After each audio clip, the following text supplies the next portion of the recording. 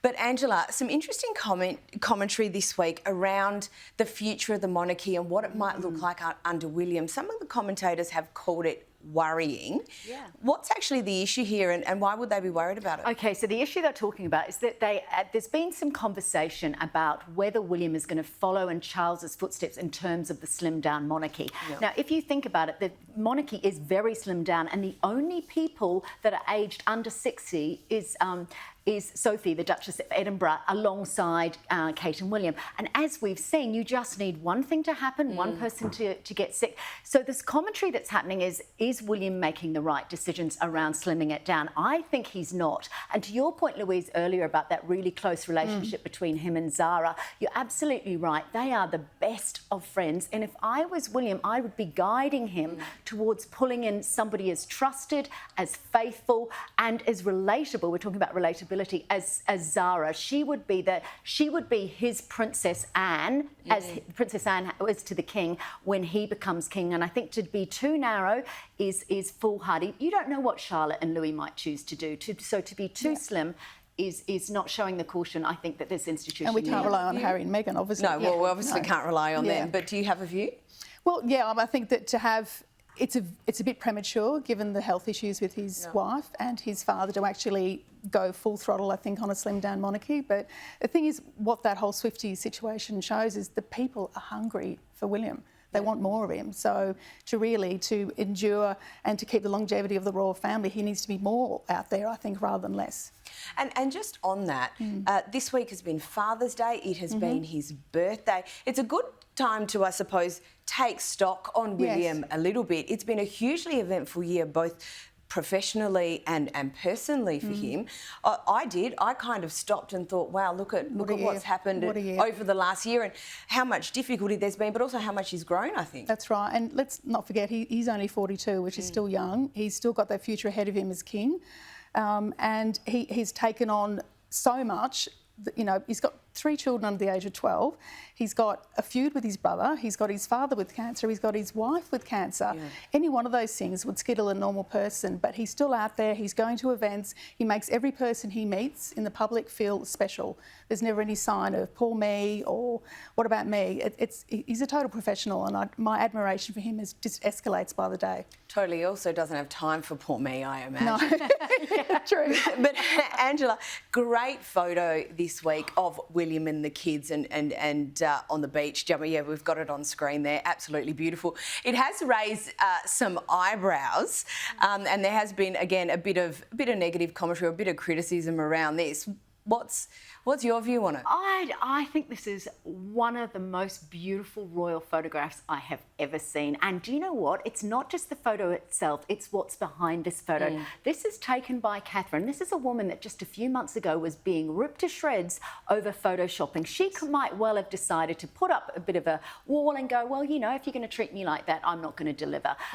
Instead, it shows the person that she is. She doesn't bear grudges. It shows her surety of self, that she can turn around from that incident, learn from it and go, OK, yep, but I'm still going to put out these pictures. So to me, that picture means so much beyond just the fact that this is an ordinary family with the big smiles, they're jumping over sand dunes. This is what's going to protect the monarchy in the future, the fact that they go and do ordinary things and that they are really united as a family. That will keep them strong. And so I love seeing pictures like that, whatever the criticism. But even the photo from Father's Day where it's William and the kids and they've got their back to the camera.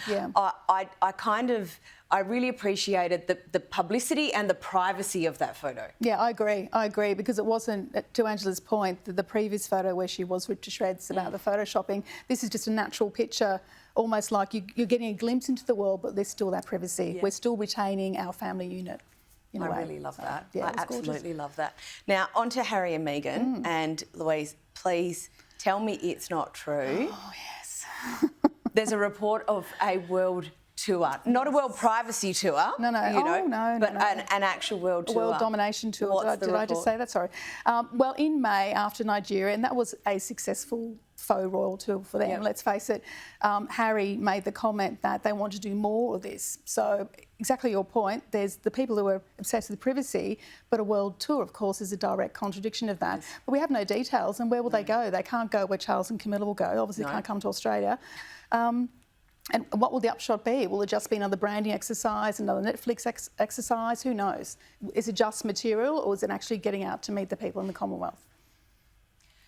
But it doesn't have to be the Commonwealth, does it? It could extend further than that. I mean, I'm not actually sure what the strategy is behind that. I want it to happen just to see how many people turn up. Like, I want them to go to Iceland or something, like some really progressive, interesting country, to see if people are actually that interested in them. Yeah, look, a world tour, it's not going to happen. Meghan's got so many irons in the fire. Harry, who knows what Harry's going to ultimately do. There's been talk about it, another book, Meghan book.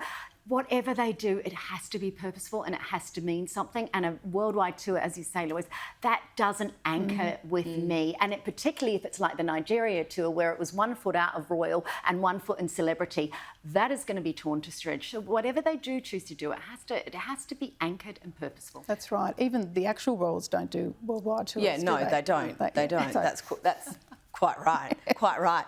On to that, irons in the fire. What is the latest money spinner for Meghan? Okay, so I'm loving this story. It's in the Daily Mail and it's by actually somebody that Louise and I both used to work with. So I think this is a very credible story. Alison Boshoff is writing about the fact that Meghan, the jam, is not going to be the top thing. It's going to be rosé wine. Now, this actually makes sense to me because you can make money out of wine. Kylie Minogue has, George Clooney, Brad Pitt. It's actually a money spinner. Sure. And it also works with Netflix. So I think the fact that there's talk now that the Netflix is going to get on board, there's going to be a cooking show, there's going to be a lot of merch because, of course, Netflix with Bridgerton and other shows that they do, there's a lot of merch. Done very well out of that. Rosé was also the first drink that Harry and Meghan drank together. So it's on brand.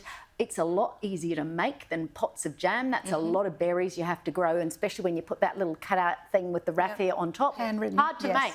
Handwriting, she can't do that all day. She's got world tours to go to. Yeah, exactly right. It would be fascinating to see if that actually lands. We do understand there is a report this week that Harry and Meghan have reached out to Princess Kate to see how she is. Yes, more of those olive branches. Right? Yes, apparently so. Apparently so. They want to let bygones be bygones or build a bridge and get themselves over it, whatever the expression is. Meghan feels bad for Kate. I mean, she'd have to be completely heartless not to feel bad for her. Enough. No, I think that's probably true. But the issue now is that they want to actually patch things up. But I have to ask, what's the motive? And what's in it for Kate? What's in it for Kate, who's got enough grief and enough anxiety and issues to deal with at the moment? The only reason I can think she would maybe entertain some kind of reconciliation is for the sake of the children. So those little cousins can get to know each other, and Charles, as grandfather, at the age of 75 with cancer, can get to know his grandchildren in the US. But, yeah, I think we're a long way from that. I think we are a long way from that too. Louise Roberts and Angela Mollard, thank you so much for joining us this evening.